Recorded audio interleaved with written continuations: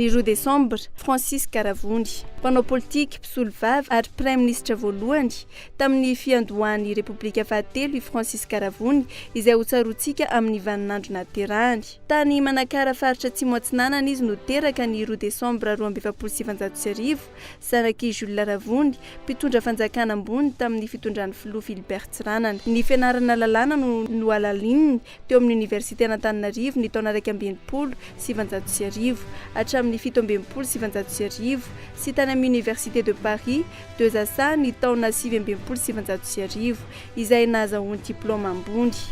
Mpisolo vava ny asany, isan'andro nanamarika ny asany amin'ny mampisolo vava azy ny fiarovan'ny filoha Philibert Tsiranana teo anoloan'ny fitsarana no ndrarara tsy mandravy, teo ihany koa ny rara Kalume ny taona 17 Teo amin'ny sehatra politika dia izy ny sahan'andraikitra ambony teto amin'ny firenena no tena nahafantarany maro azy.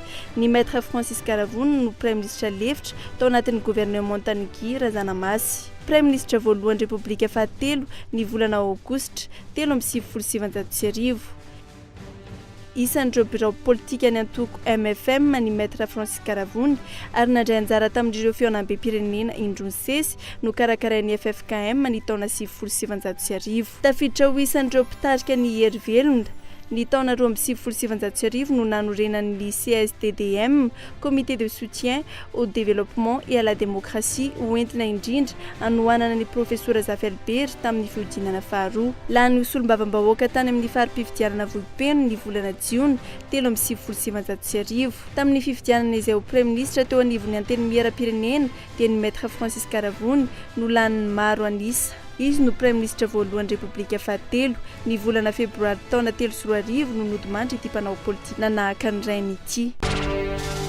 Roa Desambra 17 nitokana sambo malagasy faharoa Paul de Marais tao mahajanga ny filoha Philibert Tsiranana, io no samy malagasy mpitondra solika voalohany.